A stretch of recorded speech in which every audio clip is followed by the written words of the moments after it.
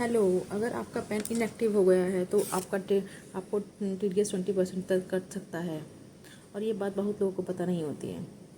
Income tax act के section 206A के according अगर वैलिड पैन अवेलेबल नहीं है या पैन इनऑपरेटिव हो गया है तो हायर TDS डिडक्ट किया जा सकता है। मोस्टली पैन इनएक्टिव तब होते हैं जब पैन को आधार से लिंक नहीं किया जाता। इनऑपरेटिव पैन को मनी टैक्सेस में पैन नॉट फर्निश्ड की तरह ट्रीट किया जा सकता है। नॉर्मली बैंक एवरी इंटरेस्ट पर TDS 10% कटता है। अगर पैन इन केस इनएक्टिव हो गया है तो उस पर 20% TDS कट सकता है। फॉर एग्जाम्पल, अगर आपको 50,000 एवरी इंटरेस्ट मिला, पैन एक्टिव है तो उस पर TDS 5,000 कटेगा, लेकिन पैन इनएक्टिव है तो उस केस में TDS 20% कटेगा, डेट इज 10,000। सिर्फ FD पर ही नहीं, highest TDS on salary, rent, professional fees, contractor payments और प्रॉपर्टी ट्रांजेक्शन में भी TDS अफेक्ट कर सकता है।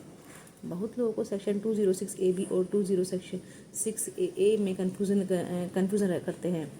सेक्शन 206AB जो नॉन फाइलर्स पर हाईएस्ट TDS लगाता था वो फाइनेंस एक्ट 2025 से रिमूव हो चुका है, लेकिन सेक्शन 206A अभी भी एप्लीकेबल है पैन रिलेटेड डिफॉल्ट्स।